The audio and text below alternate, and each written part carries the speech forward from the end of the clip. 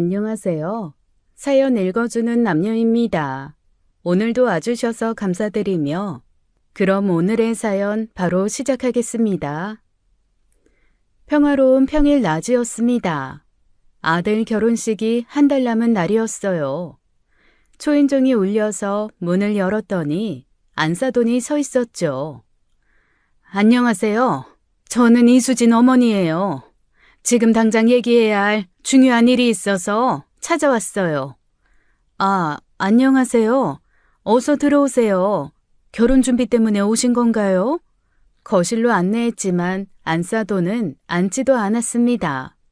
그녀의 얼굴은 붉게 상기되어 있었어요. 손에 든 서류 봉투를 부들부들 떨고 있었죠. 앉을 생각 없어요. 단도직입적으로 말할게요.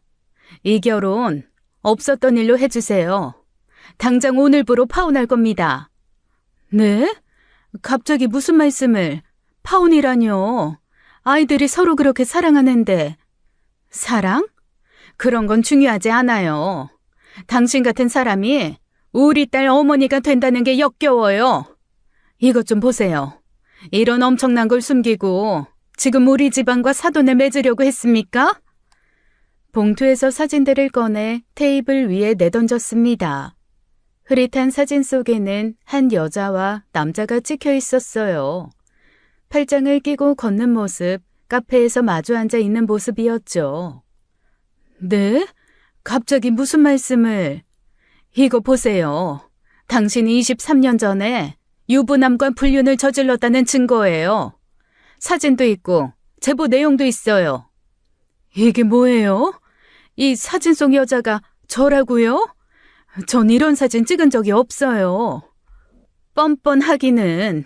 거짓말하지 마세요. 여기 보세요. 이 남자의 진술서예요. 본인이 23년 전 김영희와 부적절한 관계를 가졌음을 인정합니다라고 써 있잖아요. 당신 이름이 명확히 나와 있어요. 말도 안 돼요. 전 이 남자 본 적도 없어요. 제보자는 당신과 같은 병원에서 일했던 간호사래요. 그 사람이 당신과 이 의사가 병원에서 미뢰하는 걸 직접 목격했대요. 상간녀가 김영희, 당신이었다고 분명히 적혀 있어요. 아니에요. 전 정말 그런 일 한 적이 없어요. 맹세합니다. 변명하지 마세요. 제보 내용이 너무 구체적이에요. 날짜, 시간, 장소까지 다 나와 있어요. 매주 수요일 저녁 병원 당직실에서 만났다고 써 있잖아요. 이렇게 자세한데 거짓말일 리가 없죠. 정말 제가 아니에요. 저야말로 황당하네요. 우리 집안은 3대째 이 지역에서 기업을 운영하는 명문가예요. 시아버님은 협회장이시고 남편은 부회장이에요. 명예를 무엇보다 중시하는 집안이에요. 이런 추악한 과거를 가진 여자의 아들과는 절대 결혼시킬 수 없어요. 사돈, 이거 오해입니다. 모함이라고요. 명확히 확인을. 오해? 증거가 이렇게 확실한데? 당신 때문에 그 의사 가정이 파탄났대요. 부인이 모든 걸 알고 이혼했다고 여기 다 적혀 있다고요. 그건 제가 한 일이 아니라 저도 모르는 일이라고요. 더 이상 듣고 싶지 않네요. 준수 군한테도 이미 모든 걸 알렸습니다. 우리 수진이는 당장 유학 보낼 거고요. 다시는 만날 수 없을 거예요. 사돈은 서류를 던지고는 집을 나가버렸습니다. 문이 쾅 닫혔죠. 저는 멍하니 사진을 들여다보았어요. 생전 처음 보는 사진인데 왜 제 이름이 있는 건지 누가 저를 모함하는 것인지 알 수가 없었습니다. 안녕하세요. 저는 올해 58살이 된 간호사입니다. 17년 전 남편과 이혼했어요. 그 후로 혼자 아들을 키워왔죠. 병원에서 밤낮 없이 일하며 살았습니다. 아들 하나 키우면서요. 그 아들이 이제 결혼을 앞두고 있었죠. 평범한 싱글맘의 삶이었습니다. 그런데 이런 일이 생길 줄은 정말 꿈에도 몰랐죠. 잠시 뒤 현관문이 벌컥 열렸습니다. 아들이 헐레벌떡 들어왔어요. 눈가가 빨갛게 부어 있었죠. 엄마, 이게 다 무슨 일이에요? 수진이 어머니가 파혼하자고 엄마가 23년 전에 불륜을 했다고 이게 정말이에요? 사진도 있고 진술서도 있다던데 엄마, 제발 사실대로 말해주세요. 준수야, 너 네 엄마 모르니? 엄마는 정말 모르는 일이야. 그 사진 속 여자가 나라고 하는데 난 전혀 기억이 없어. 그런 일을 한 적이 없다고. 그럼 왜 엄마 이름이 나오는 거예요? 왜 이런 일이 생긴 거냐고요? 수진이는 지금 전화도 안 받아요. 수진이 어머니는 내일 당장 유학 보낸다고 했다고요. 준수야, 엄마도 왜 이런 일이 일어났는지 모르겠어. 지금은 엄마 정말 억울해. 누가 왜 엄마를 이렇게 모함하는지. 엄마, 정말 아무것도 기억 안 나요? 23년 전에 혹시 비슷한 일이라도. 없어. 정말 없었어. 너까지 왜 이러니, 준수야? 아들은 고개를 떨구고 방으로 들어가 버렸습니다. 저는 너무나 혼란스러워 손이 바들바들 떨렸어요. 아들 결혼을 앞두고 이런 날벼락이 떨어질 줄 누가 상상이나 했겠나요? 아들이 방으로 들어간 후 저는 안사돈이 던지고 간 서류를 다시 펼쳤습니다. 경황이 없어 자세히 보지는 못했거든요. 거실 테이블 위에 흩어진 사진들을 하나씩 집어들었어요. 창문으로 들어오는 햇빛에 비춰가며 자세히 들여다보기 시작했죠. 첫 번째 사진은 공원 벤치에 앉아있는 모습이었습니다. 두 번째는 카페에서 마주보고 있는 장면이었어요. 세 번째는 팔짱을 끼고 걷는 뒷모습이었죠. 모두 당시 누군가가 몰래 촬영한 사진이었습니다. 세월이 오래 지났고 필름 카메라로 찍어 현상을 했는지 사진은 낡았어요. 흐릿한 사진이지만 뭔가 이상한 점이 있었습니다. 분명 저와 닮은 얼굴이었어요. 하지만 자세히 보니 미묘하게 달랐죠. 귀 모양이 조금 달랐습니다. 웃는 방식도 달랐고요. 저는 웃을 때 입꼬리만 올라가는데 이 여자는 이를 다 드러내며 웃고 있었습니다. 그때 한 사람이 떠올랐어요. 17년 전 의절한 쌍둥이 언니 영숙이었어요. 가슴이 철렁 내려앉았죠. 손이 떨리기 시작했습니다. 언니와 저는 일란성 쌍둥이였습니다. 어릴 때부터 사람들이 우리를 구분하지 못했어요. 학교에서도 동네에서도 늘 헷갈려 했죠. 하지만 언니와 저는 17년 전 끔찍한 일로 완전히 연을 끊었습니다. 그날의 기억이 생생하게 떠올랐어요. 2008년 여름 무더운 8월의 어느 날이었죠. 언니와 대판 싸웠던 그날이었습니다. 서로 소리를 지르고 물건을 집어던졌던 기억이 났죠. 그날 이후로 언니와는 단 한 번도 만나지 않았어요. 명절에도 부모님 기일에도 언니가 나타나지 않았으니까요. 친정어머니 장례식 때도 언니는 오지 않았습니다. 설마 언니가 이런 짓을 한 건가? 17년이 지났는데도 아직 나를 미워해서? 그때 일을 아직도 잊지 못하고. 서둘러 전화기를 들었습니다. 먼저 친정 이모에게 전화를 걸었어요. 신호음이 길게 이어졌죠. 이모, 저 영희예요. 혹시 영숙이 언니 연락처 아세요? 급한 일이 있어서. 영숙이? 그 애랑은 벌써 10년도 넘게 연락 안 했는데.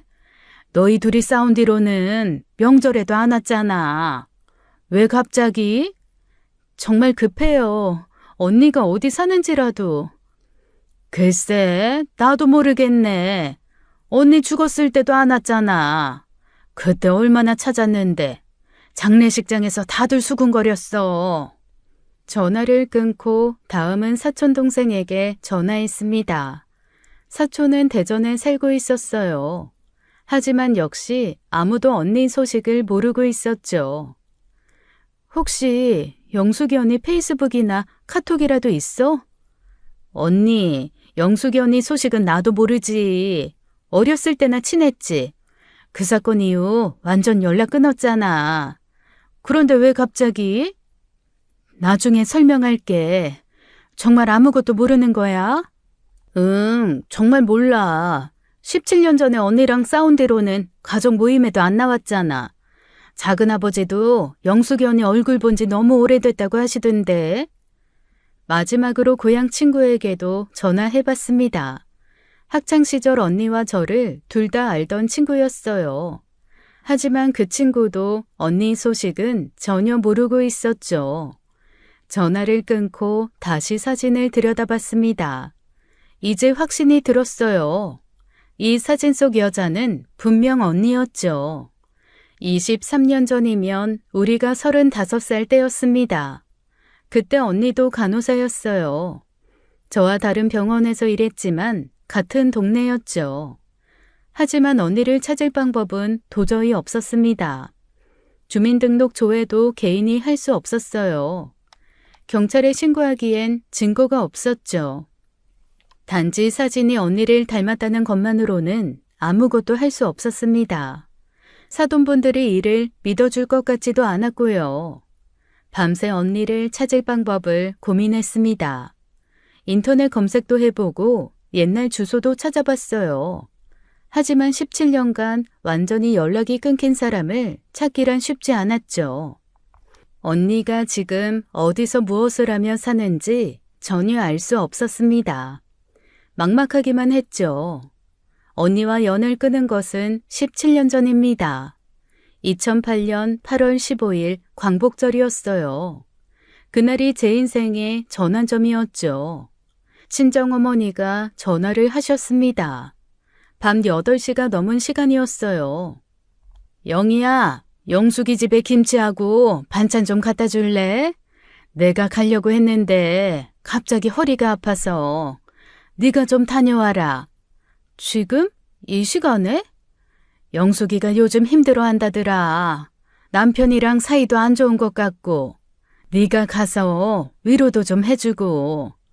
아, 그리고 김서방은 집에 있니? 아니, 회식이라고 나갔어. 오늘 늦는다고 했어. 가서 언니랑 놀지 뭐.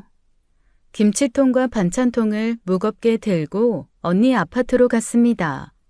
그 당시 저와 언니, 친정엄마 모두 걸어서 5분 거리 가까이에 살았거든요. 엘리베이터를 타고 올라가는 동안 이상한 예감이 들었어요. 언니네 집 앞에 도착했죠. 초인종을 눌렀지만 대답이 없었습니다. 한 번 더 눌렀지만 역시 조용했어요. 열쇠를 갖고 있어서 문을 열고 들어갔죠. 언니, 영숙이 언니, 엄마가 김치하고 반찬 보내셨어. 집안이 깜깜했습니다. 불이 다 꺼져 있었어요. 이상하다고 생각했죠. 언니, 왜 이렇게 어두워? 자는 거야? 언니! 발을 한 걸음 더 들여놓는 순간 현관 센서 등이 켜졌습니다. 거실이 한순간에 환해졌어요. 그리고 저는 그 광경을 봤죠.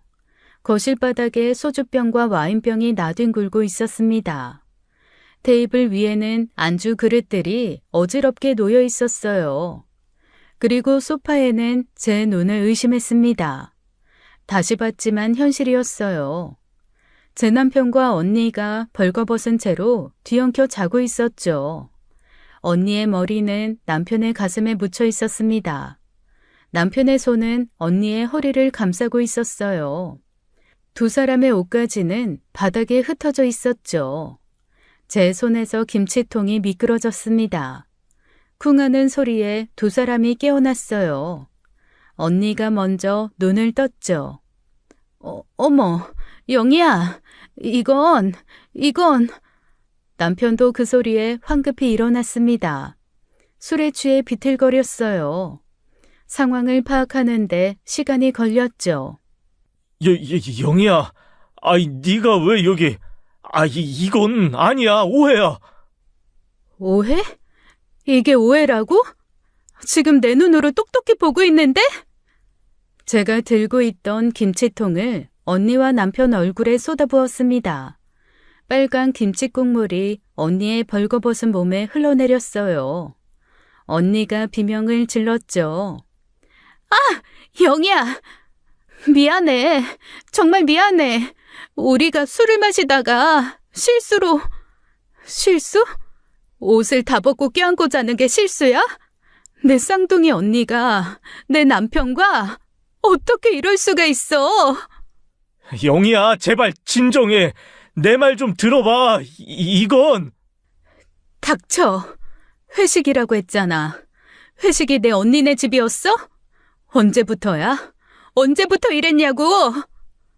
오늘이 처음이야. 정말이야. 우연히 마트에서 만나서 술 한잔 하다가 실수로. 영희야, 제발. 거짓말하지 마. 우연히 만나서 집에서 벌거벗고 있다고? 언니, 우리가 뭐야? 우리가 쌍둥이잖아. 엄마 뱃속에서 함께 자라고 같은 날 태어나고 같은 젖 먹고 자란 쌍둥이라고. 내가 아플 때 언니도 아프다고 했잖아. 내가 기쁠 때 언니도 기쁘다고 했잖아. 그런 언니가, 이 세상에서 가장 가까운 언니가 어떻게 내 남편이랑. 차라리 죽여줘. 차라리 날 죽여. 그게 덜 아플 것 같다. 저는 언니의 머리채를 잡았습니다. 언니도 제 머리를 잡았어요. 서로 뒹굴며 싸웠죠. 반찬통이 깨지고 김치가 온거실에 튀었습니다. 영희야, 제발 한 번만 용서해줘. 미안해 영희야. 용서? 네가 나라면 용서하겠어? 내 남편을 빼앗아간 언니를? 그날 밤 이웃이 경찰에 신고했습니다. 경찰이 왔을 때 저는 울면서 소리치고 있었어요. 그 자리에서 이혼을 선언했죠. 다음날 친정에 모든 걸 말했습니다. 아버지는 언니의 뺨을 처음으로 때렸어요. 어머니는 충격으로 쓰러지셨죠. 영수가, 너 이리 나와. 내가 오늘 너 죽이고 나도 죽는다. 네가 그래도 사람이냐? 아니, 짐승도 이런 짓은 안 해. 내가 널 낳은 게 죄다. 내가 널 낳은 게. 당장 내 눈앞에서 사라져라. 다시는 내 딸이라고 하지 마. 넌 오늘부로 내 딸이 아니야. 영수가, 네가 어떻게 영희한테 이럴 수가 있어? 영희는 네 동생이 아니라 네 분신이잖아. 그런데 어떻게 그래? 어떻게? 친척들도 모두 언니를 비난했습니다. 이모도 고모도 사촌들도 모두 언니를 욕했어요. 온 동네에 소문이 퍼졌죠. 언니는 가족과 사회에서 완전히 매장당했습니다. 그 후 언니는 사라졌어요. 연락도 끊고 집도 비우고 떠났어요. 어디로 갔는지 아무도 몰랐죠. 저는 남편과 바로 이혼했습니다. 재산 분할도 거부했어요. 그저 빨리 끝내고 싶었죠. 아들 양육권만 받았습니다. 심장을 통째로 뜯어낸 기분이었어요. 그리고 6년 후 소식을 들었습니다. 전 남편이 간암으로 죽었다는 소식이었어요. 단칸방에서 혼자 쓸쓸하게 죽었다고 했죠. 술로 간을 완전히 망가뜨렸다고 했습니다. 장례식에도 가지 않았어요. 아들만 보내서 마지막 인사를 하게 했죠. 그때 아들이 11살이었어요. 언니가 그때 일로 앙심을 품은 거라 생각했습니다. 17년이 지났는데도 복수하고 싶었던 거죠. 언니, 네가 잘못했잖아. 그런데 이제 와서 나한테 복수하는 거니? 설마 그런 거야?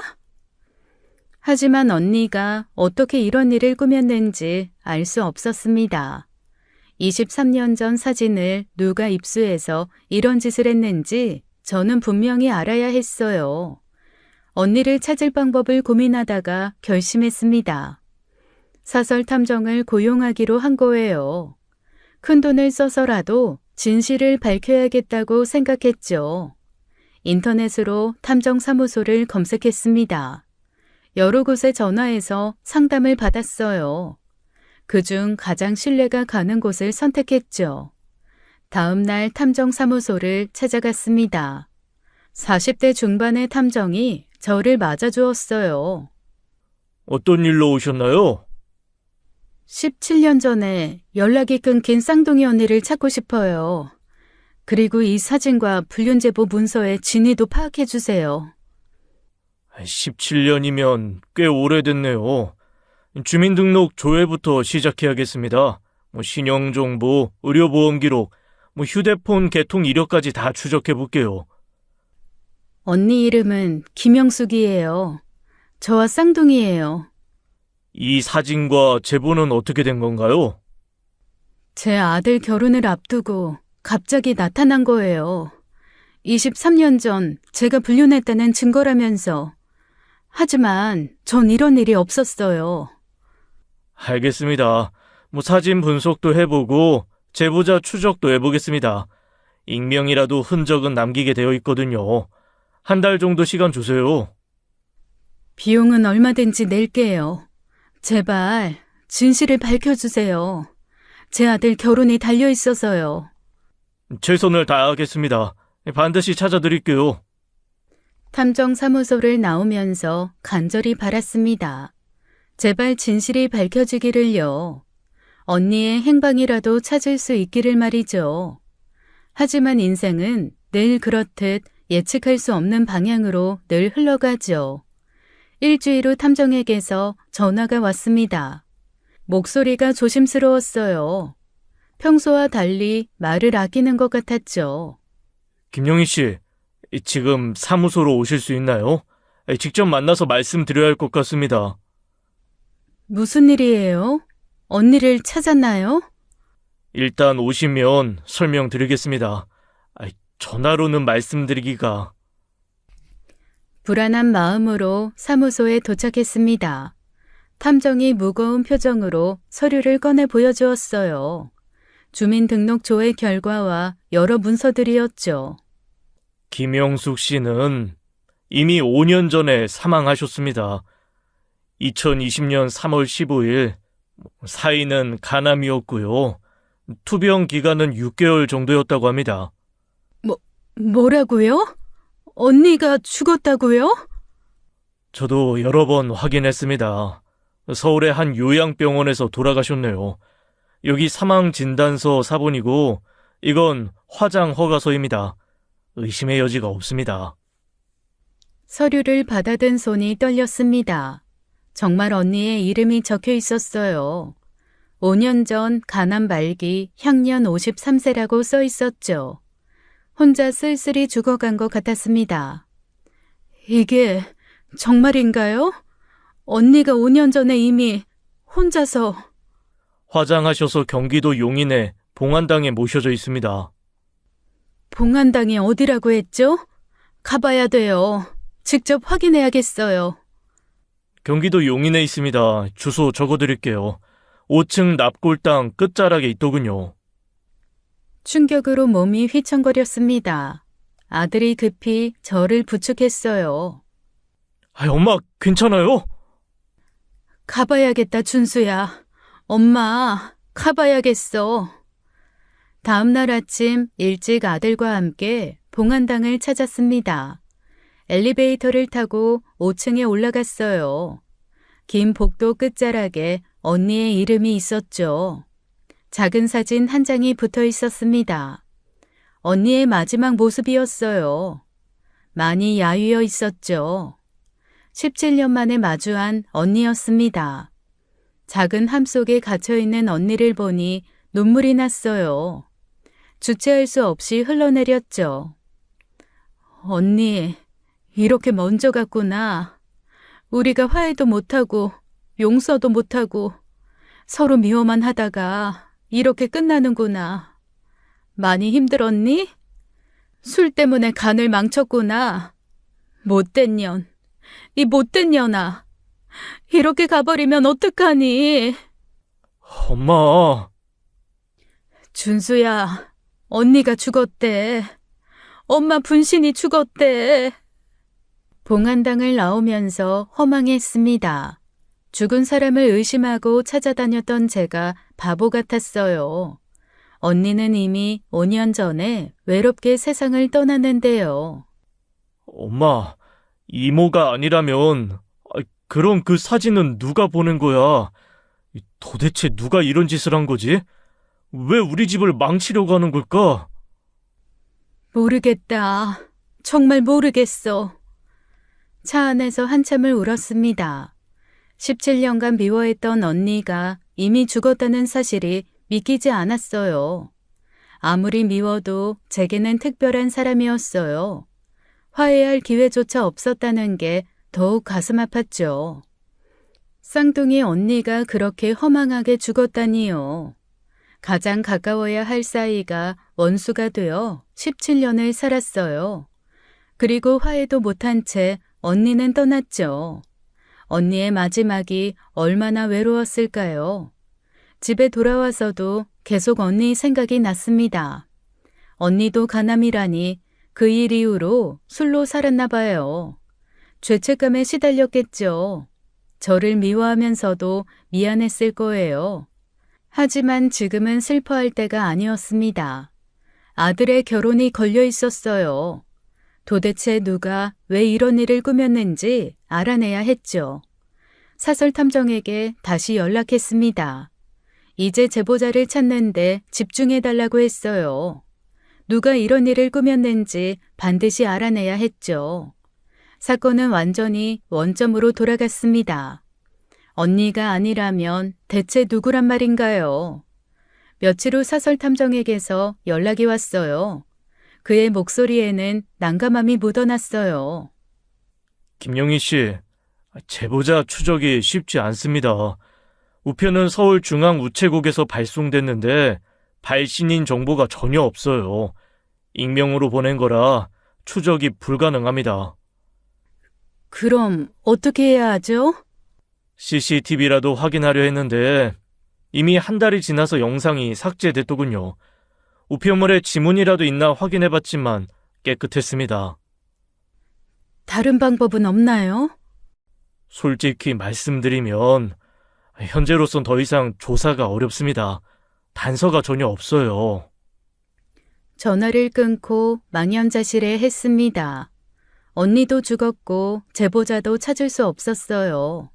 막막하기만 했죠. 그때 문득 한 가지 생각이 떠올랐어요. 사진 속 남자였어요.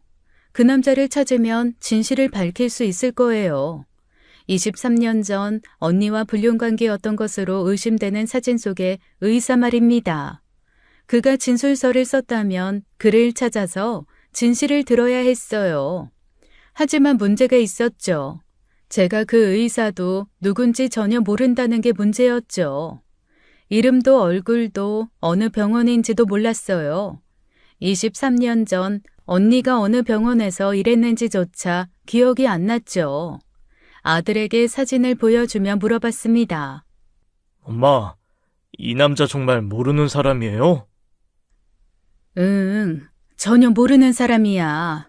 언니가 다녔던 병원 의사인 것 같은데 언니가 어느 병원에 다녔는지 기억이 안 나. 23년이면 너무 오래전이네. 난 당장 작년 일도 기억이 잘 안 나는데 23년 전 일을 하나하나 기억하는 건 불가능하긴 해. 그 병원이 아직 있을까? 그러게, 이미 없어졌을 수도 있겠지. 다시 탐정에게 전화했습니다. 사진 속 남자를 찾아달라고 부탁했어요. 사진이 너무 흐릿하고 오래돼서 얼굴 인식도 어렵습니다.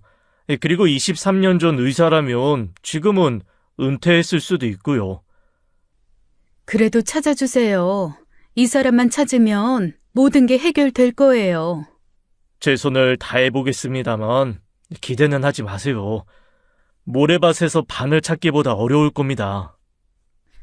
절망적이었습니다. 언니는 이미 죽어 찾을 수 없고 제보자도 찾을 수 없었어요. 유일한 희망인 의사마저 찾기 어렵다니요.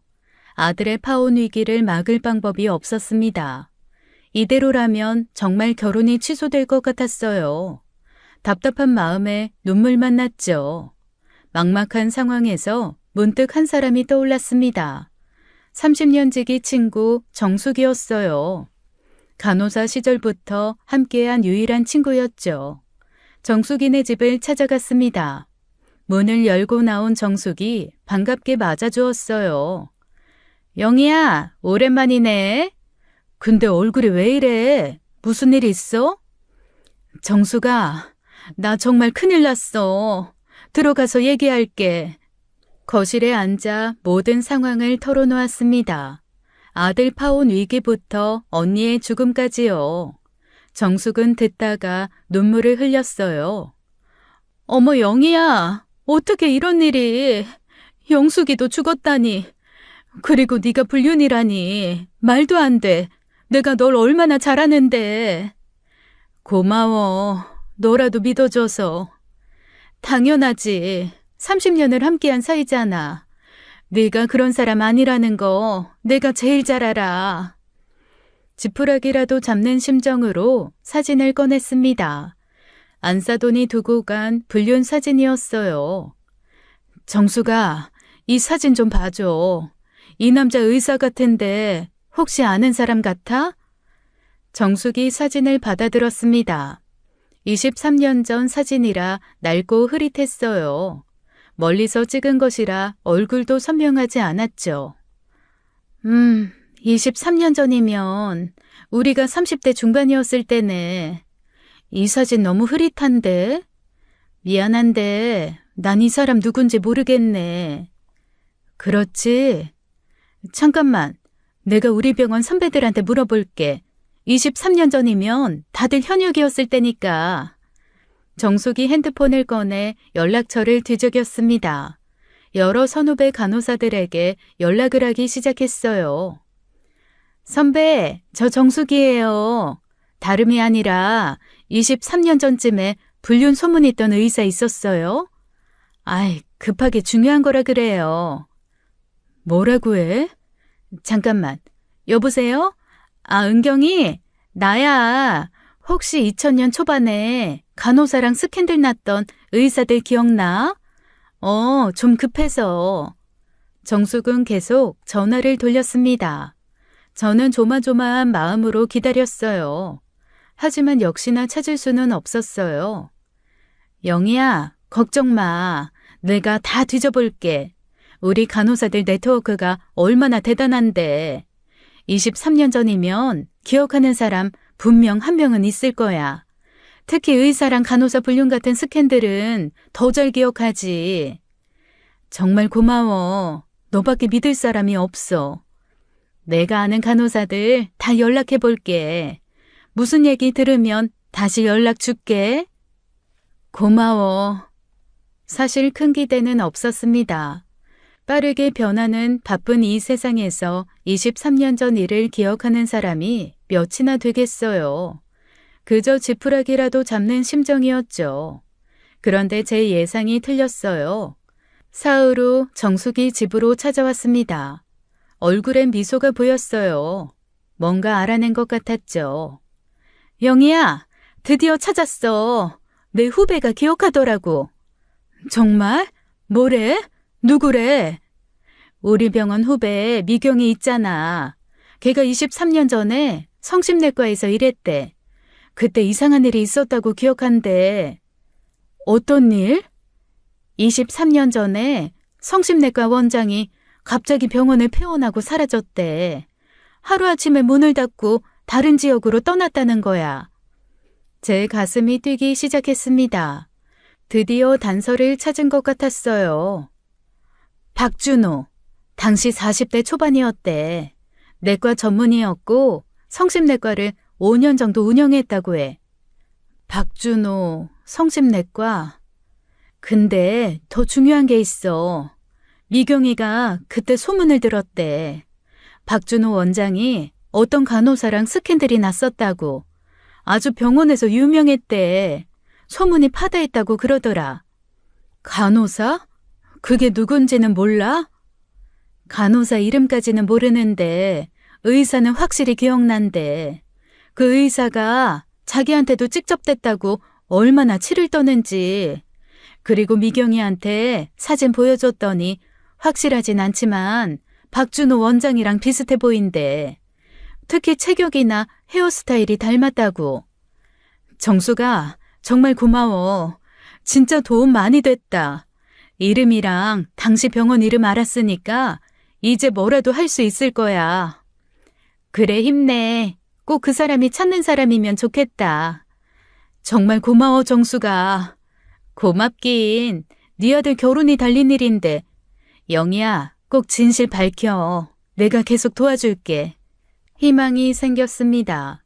이제 그 의사만 찾으면 모든 진실이 밝혀질 거라고 생각했죠. 상상도 못할 진실이 저를 기다리고 있는지도 모르고 말이에요. 박준호라는 이름을 알게 된 그날, 저는 사설탐정에게 연락했습니다. 손이 떨려서 전화기를 제대로 잡기도 힘들었어요. 드디어 실마리를 찾았다는 생각에 가슴이 뛰었죠. 탐정님, 박준호라는 의사예요. 23년 전에 성심내과를 운영했대요. 이 사람 꼭 찾아주세요. 제발 부탁드려요. 박준호, 성심내과. 네, 알겠습니다. 와, 어떻게 용케 알아내셨어요? 흥신소 차리셔도 되겠네. 뭐 아무튼 의사 면허 조회부터 해보겠습니다. 의료인 데이터베이스도 확인해 볼게요. 일주일이 지났습니다. 하루가 한 달처럼 길게 느껴졌어요. 매일같이 전화를 기다렸어요. 아침에 눈을 뜨면 제일 먼저 핸드폰을 확인했습니다. 혹시 탐정에게서 연락이 왔을까 싶어서요. 그리고 드디어 일주일 만에 탐정에게서 전화가 왔습니다. 벨소리가 울리자마자 받았어요. 찾았습니다. 박준호 씨 현재 경기도에서 내과 운영하고 있습니다. 주소도 확인했어요. 정말요? 아직도 의사를 하고 있어요? 살아있는 거죠? 네, 올해 63세인데 아직 현역이더군요. 작은 동네 의원이라 혼자 운영하고 있습니다. 간호사 한 명만 고용한 것 같아요.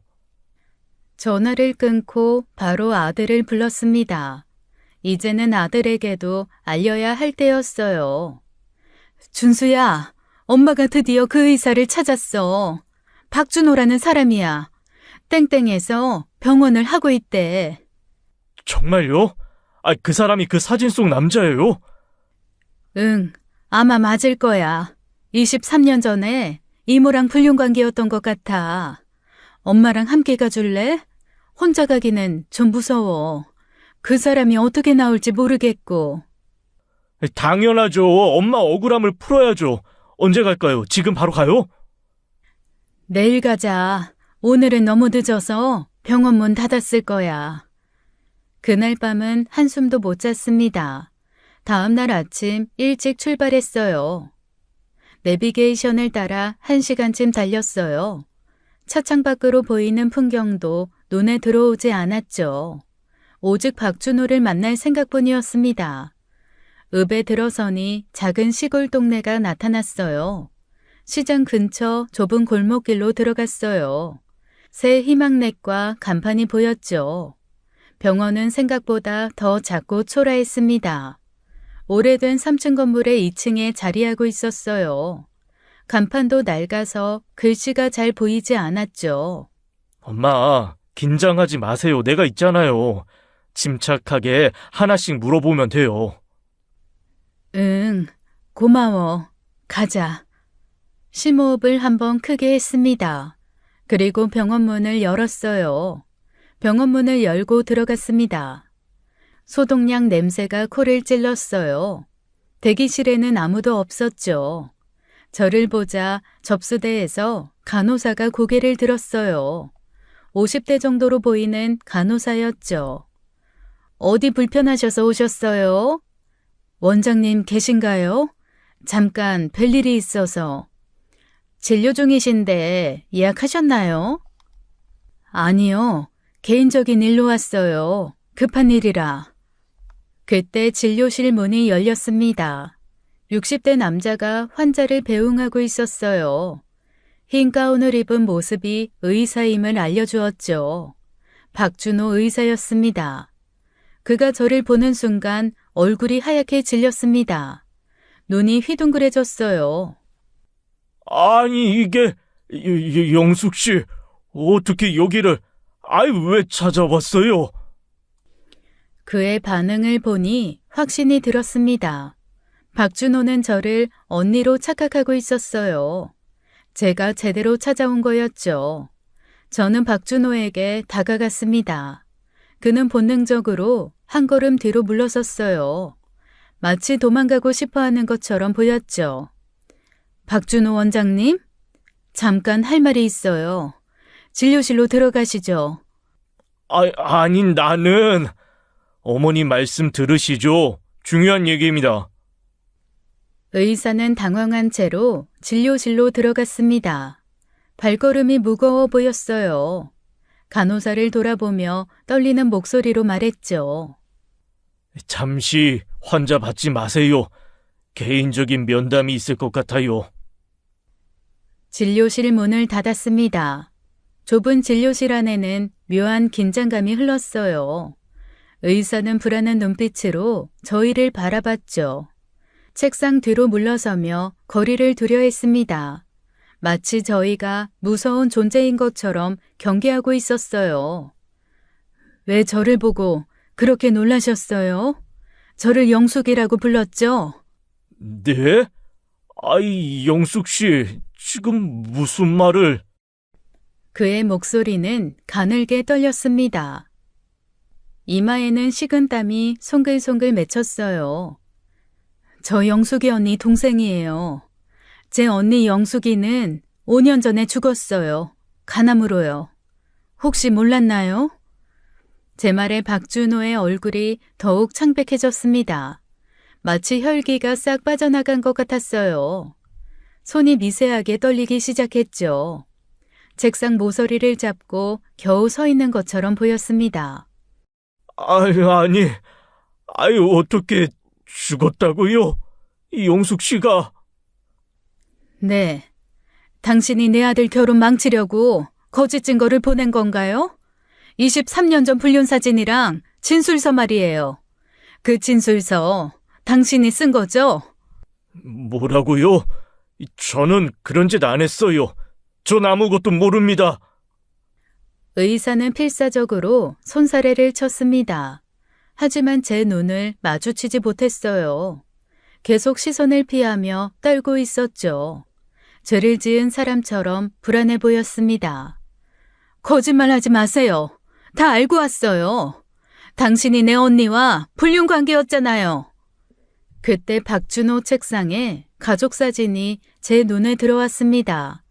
박준호는 아내로 보이는 여자와 아들로 보이는 2명의 청년들과 밝게 웃고 있었죠. 저는 화가 치밀어 올랐어요. 책상 위에 가족 사진을 집어들었습니다. 아마도 최근에 찍은 것 같았어요. 이 사진 속 당신 가족들에게 다 알릴 거예요. 23년 전 당신이 저지른 불륜, 유부녀와 바람났던 과거 모두 다 폭로하겠다고요. 이런 협박을 하고 싶지 않았습니다. 저도 누군가의 가정을 파괴하고 싶지는 않았어요. 하지만 아들의 결혼이 걸려 있었죠. 저도 모르게 목소리가 높아졌습니다. 손에 든 액자가 떨릴 정도로 화가 났어요. 원장님, 우리 어머니가 지금 얼마나 억울한 상황인지 아세요? 하지도 않은 불륜 때문에 제 결혼이 파탄날 지경이에요. 진실을 말해주세요. 뭐 아시는 거 있으시잖아요. 제발, 가족은 건드리지 마세요. 애들은 아무것도 몰라요. 아내도 이제 겨우 잊고 살고 있는데. 의사의 목소리에는 간절함이 묻어났습니다. 눈가가 붉어지기 시작했어요. 그럼 진실을 말하세요. 왜 제 이름으로 된 거짓 증거를 만들었어요? 저는 정말 안 했어요. 믿어주세요. 제가 왜 그런 짓을 하겠어요? 그럼 누가 했다는 거예요? 사진들은 다 뭔데요? 그 사건을 아는 사람 중 한 명은 죽었고 남은 사람은 당신뿐입니다. 당신 말고 누가 그런 짓을 할 수 있겠어요? 의사는 한참을 망설였습니다. 입술을 깨물며 고민하는 것 같았어요. 무언가 말하려다가 다시 입을 다물기를 반복했죠. 그러다가 깊은 한숨을 쉬었습니다. 그리고 갑자기 짜증 섞인 목소리로 말했어요. 아니, 도대체 왜들 이러세요? 아이씨, 조용히 살고 있는데 갑자기 왜들 지랄이야? 왜 갑자기들 찾아와서 다들 똑같이 협박을 하는 건데 저번에도 그러더니 또 와서 똑같이 가족들 걸고 넘어져? 23년이면 충분하잖아요. 나는 그 일로 이 시골에 와서 이러고 살고 있다고 내가 무슨 그렇게 큰 죄를 지었다고? 뭐라고요? 저번에도? 누가 또 왔다는 거예요? 박준호의 말에 저와 아들은 동시에 놀랐습니다. 서로를 바라보며 당황했어요. 심장이 쿵 내려앉았죠. 누군가 우리보다 먼저 이곳을 찾아왔다는 말이었습니다. 누가 왔었어요? 언제 누가 찾아왔다는 거예요? 의사는 순간 자신이 뭔가 잘못 말한 것을 깨달은 듯 했습니다. 당황한 표정을 지었어요. 입을 다물고 고개를 숙였죠. 하지만 이미 늦었습니다. 실수로 중요한 정보를 흘린 거였어요. 의사는 결국 아들의 압박을 이기지 못했습니다. 고개를 떨구고 한숨을 내쉬었어요. 한 달 전쯤이었어요. 젊은 여자가 찾아왔어요. 영숙 씨 딸이라고 하더군요. 뭐라고요? 언니 딸이 왔다고요? 네, 김미영이라고 했어요. 이제 과거를 정리해야 한다고 사람들이 진실을 알아야 한다고 하더라고요. 그래서 어떻게 됐는데요? 처음엔 사람들이 진실을 알아야 한다고 하기에 부끄럽지만 내 이야기를 하는 줄 알았어요. 그런데 아니더라고요. 처음엔 그 여자가 부드럽게 얘기하더니 갑자기 태도를 바꾸었어요. 내 가족을, 내 아들들을 들먹이면서 협박하기 시작했어요.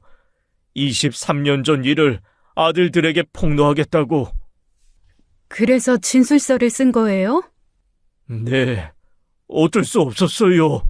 이제 와서 가족이 무너지는 걸 볼 수는 없었어요. 무엇보다 그 여자가 비밀은 지켜준다고 했으니 저로서는 믿어볼 수밖에 없었죠. 달리 제가 선택할 선택지도 없었고. 저는 조카가 이 모든 것을 계획했다는 사실에 충격을 받았습니다.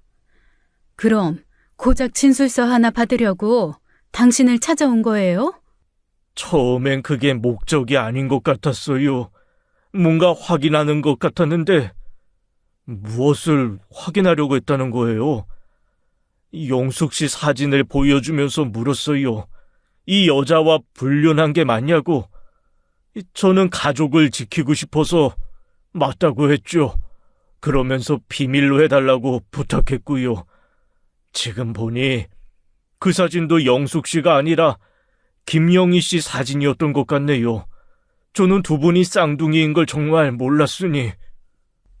제 사진이요? 그래서요? 그런데 이상한 일이 일어났어요. 그 젊은 여자가 계속 사진 속 여자가 김영희가 맞냐고 물어보는 거예요.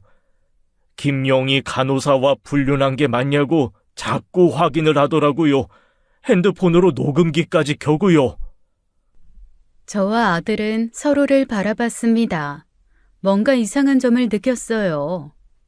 저는 당황했어요. 분명 영숙 씨 딸이라고 했는데 왜 김영희라는 사람을 자꾸 언급하는지 그때는 이해를 못했죠.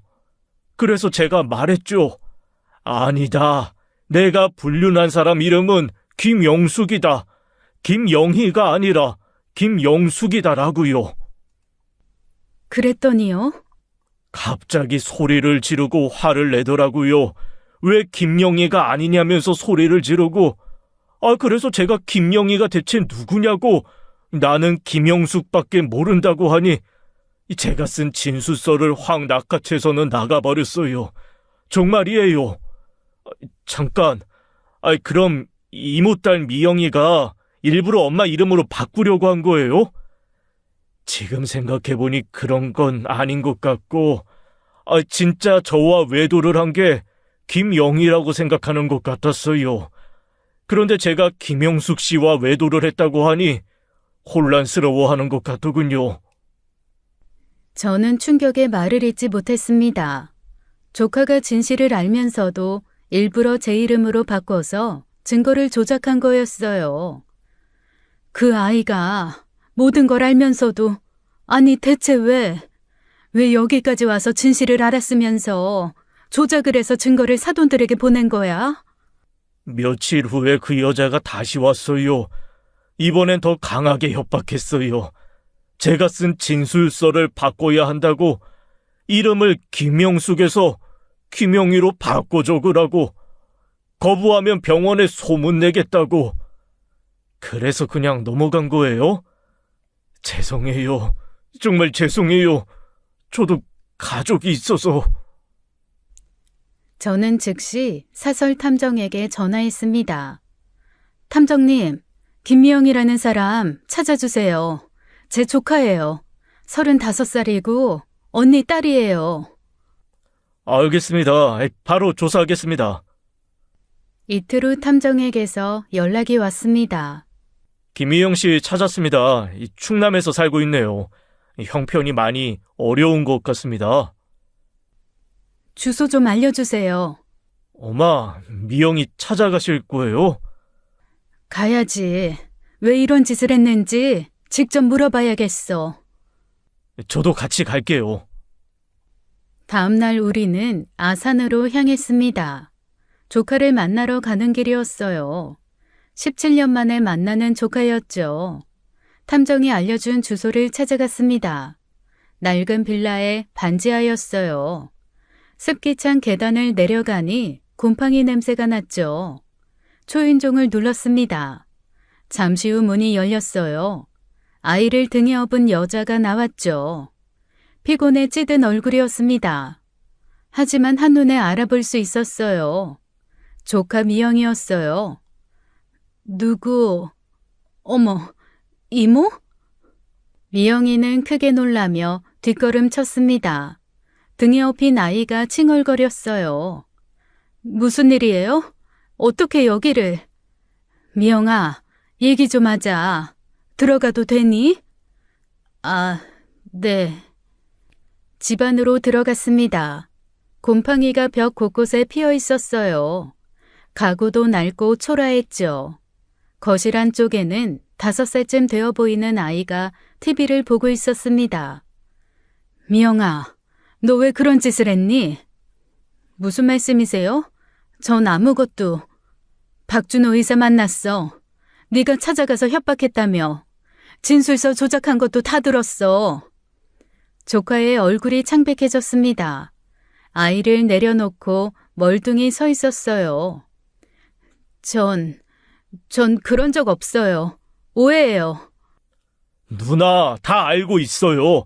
의사가 모든 거 털어놨어요. 경찰에 신고할 수도 있는데 일단 이유를 듣고 싶어서 왔어요. 왜 그랬니? 내가 네 엄마 동생이잖아. 쌍둥이 동생이야. 왜 나를 모함했니?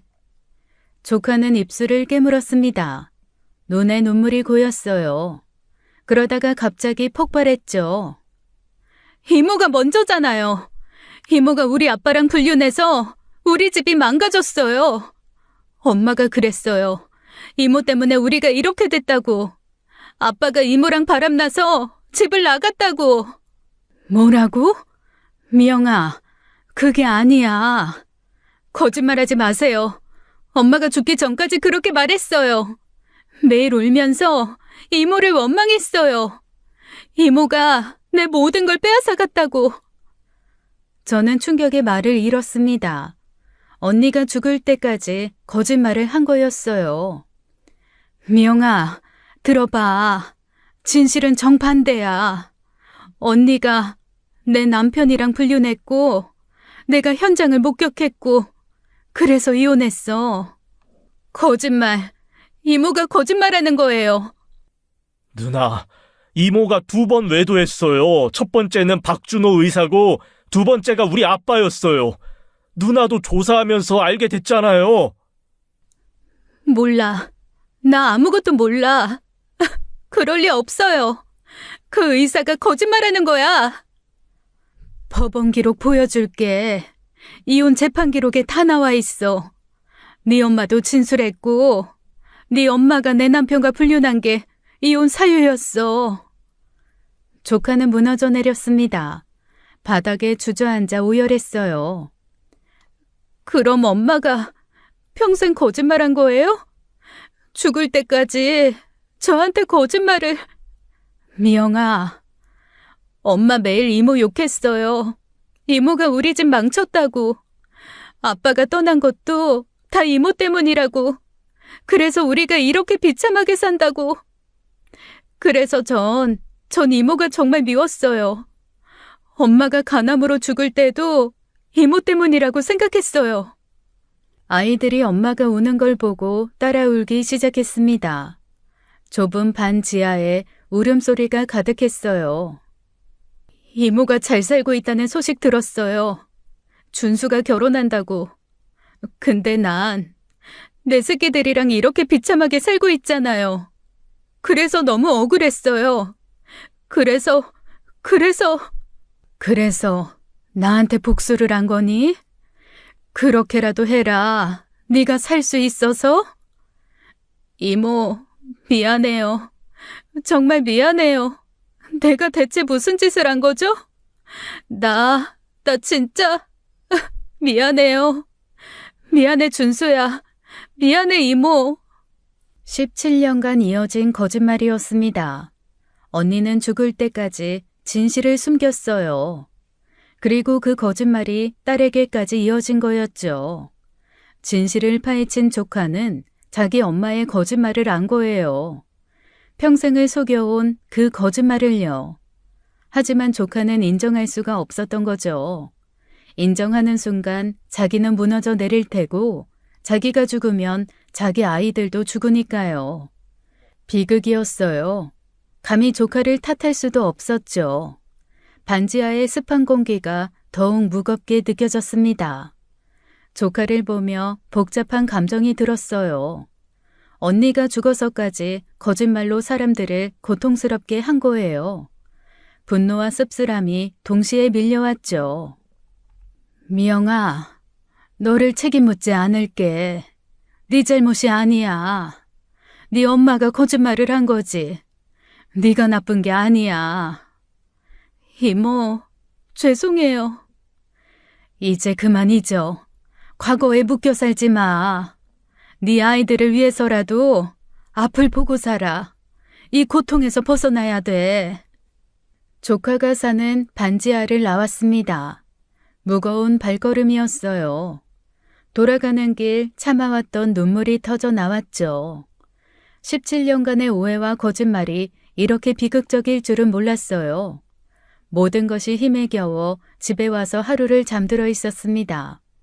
다음 날 안사돈에게 전화를 하려고 했어요. 모든 진실을 설명해야 했죠. 그런데 그때 핸드폰이 울렸습니다. 저 수진 엄마예요. 지금 어디세요? 급히 만나야 할 것 같아요. 집이요. 무슨 일이세요? 전화로는 어려워요. 제가 지금 당장 찾아뵐게요. 1시간 후 카페에서 안사돈을 만났습니다. 안사돈의 표정이 이상했어요. 미안함과 당황스러움이 섞여 있었죠. 준수 어머님, 정말 죄송해요. 제가 큰 실수를 했어요. 갑자기 무슨 말씀을... 오늘 아침에 젊은 여자가 저희 집을 찾아왔어요. 김미영이라고 하던데 준수 어머님 조카라고 하더군요. 저는 깜짝 놀랐습니다. 조카가 안사돈을 찾아간 거였어요. 미영이가 찾아갔다고요? 네. 와서는 모든 걸 털어놨어요. 자기가 이모를 모함했다고, 어머니의 거짓말을 믿고 복수하려고 했다고, 진술서도 조작이고 사진도 이모가 아니라 자기 엄마라고. 미영이가 직접 고백한 거예요? 네, 무릎 꿇고 빌더라고요. 이모는 죄가 없는데 자기 때문에 파혼위기까지 갔다고, 자기를 용서하지 말고 경찰에 넘겨도 되니 대신 이모와 사촌동생 결혼은 진행해달라고. 안사돈의 눈가가 붉어졌습니다. 손수건으로 눈물을 닦았어요. 제가 얼마나 미안한지 몰라요. 확인도 안 하고 준수 어머님을 의심했어요. 막말도 했고요. 그 아이 심정을 들으니 가슴이 아프더라고요. 엄마의 거짓말에 속아서 평생을 원망하며 살았다니. 괜찮아요. 오해가 풀려서 다행이에요. 파혼은 없던 일로 해주세요. 제발요. 우리 수진이가 준수군을 정말 많이 좋아해요. 그날 이후 애가 참 많이 힘들어했고요. 제가 성급했어요. 용서해 주세요. 물론이죠. 아이들이 서로 사랑하는데 어른들 때문에 헤어질 순 없죠. 정말 감사해요. 그리고 조카분도 너무 나무라지 마세요. 생각해보니 그 아이도 피해자인 것 같아요. 언니의 거짓말이 만든 참상이었습니다. 하지만 이 비극은 끝나지 않았어요. 조카와 그 아이들은 여전히 그 안에서 살고 있었죠. 마음 한구석이 계속 무거웠습니다. 용서는 했지만 마음의 무게는 사라지지 않았어요. 17년의 오해가 남긴 상처는 너무 깊었죠. 며칠 뒤 사설탐정에게서 최종 보고를 받았습니다. 조카에 대한 더 자세한 조사 결과였어요. 김미영 씨, 작년에 남편을 교통사고로 잃었습니다. 남편이 남긴 빚이 상당해서 혼자 두 아이를 키우며 힘겹게 살고 있더군요. 혼자 애를 키우고 있다고요? 네, 그래서 많이 힘든 상태인 것 같았습니다. 전화를 끊고 다시 조카를 찾아갔습니다. 조카의 상태가 걱정됐어요. 정신과 상담을 받아보자고 설득했죠. 병원에서 상담이 끝난 후 의사가 저를 따로 불렀습니다. 보호자분이시죠? 환자분이 극도로 위험한 상태예요. 우울증과 불안장애가 심각합니다. 얼마나 심각한가요? 극한의 스트레스로 이성적 판단이 어려운 상태였어요. 아마 그래서 그런 극단적인 행동을 하신 것 같습니다. 즉시 치료가 필요해요. 조카를 데리고 반지하로 돌아갔습니다. 곰팡이 냄새가 다시 코를 찔렀어요. 미영아, 이사 가자. 이런 곳에서 아이들 키우면 안 돼. 이모, 저는 괜찮아요. 이모한테 그런 짓을 했는데. 언니 일은 언니 일이고 넌 내 조카야. 난 네가 이렇게 사는 거 보고 있을 수 없다. 정말 죄송해요. 하지만 전 받을 자격이 없어요. 미영아, 네 잘못 아니야. 네 엄마가 거짓말을 한 거지. 그리고 넌 지금 치료가 필요해. 애들을 위해서라도 건강해져야지. 조카는 무너져 내렸습니다. 진심 어린 미안함에 눈물을 흘렸어요. 이모, 정말 죄송해요. 제가 무슨 짓을 한 건지 엄마 말만 믿고 이모 인생을 망칠 뻔했는데 이렇게 도와주시다니. 울지 마. 이제 다 지난 일이야. 이제 새롭게 시작하자. 저는 조카를 꼭 안아주었습니다. 17년 전 언니와 싸운 후 처음으로 가족을 아는 거였어요. 그 주에 조카의 이사를 도왔습니다. 작지만 깨끗한 아파트로 옮겼어요. 정신과 치료비도 제가 부담하기로 했죠. 한 달 뒤 아들이 결혼식을 올렸습니다. 화창한 봄날이었어요. 조카도 아이들과 함께 참석했죠. 신부 입장을 보며 여러 생각이 스쳤습니다. 언니와 저는 한 몸에서 나온 쌍둥이였어요. 엄마 뱃속에서 10달을 함께 지냈죠. 같은 날 같은 시각 단 5분 차이로 태어났습니다. 어릴 적 우리는 정말 가까웠어요. 아프면 같이 아프고 기쁘면 같이 기뻐했죠. 사람들은 우리를 구분하지 못했습니다. 우리는 때론 서로가 자신인 것처럼 느껴졌어요. 그런 우리가 어떻게 원수가 되었을까요?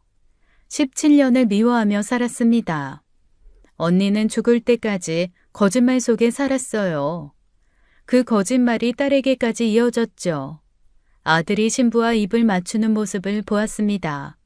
행복해 보였어요. 하지만 제 마음 한구석은 여전히 시렸죠. 언니가 생각났어요. 미워했지만 그래도 내 분신이었던 언니입니다. 이제는 화해할 수도 용서 구할 수도 없는 언니가 생각이 났죠. 봉안당에 있는 언니를 떠올렸습니다. 작은 함 속에 갇혀있는 언니를요. 언니도 나름 고통스러웠겠죠. 죄책감과 미안함 속에서 살았을 거예요. 우리는 분신이었습니다. 하나였다가 둘이 된 존재였어요. 그래서 저는 느낄 수 있습니다. 그런데 결국 서로에게 가장 큰 상처를 주고 말았죠. 눈물이 났습니다. 아들 결혼식장에서 울면 안 되는데 눈물이 났어요. 조카의 아이들이 뛰어다니는 모습을 보았습니다. 저 아이들은 모르겠죠. 할머니와 이모 할머니 사이에 있었던 비극을요. 17년간 이어진 거짓말과 오해를요. 제발 이 악연이 여기서 끝나기를 바랍니다. 더 이상 가족끼리 서로를 증오하고 미워하지 않기를 바래요. 더 이상 이 비극이 다음 세대로 이어지지 않기를 저는 진심으로 바랬습니다. 지금까지 사연 읽어주는 남녀였습니다. 끝까지 함께 해주신 여러분 감사드리며 저희는 다음 사연으로 돌아올게요. 감사합니다.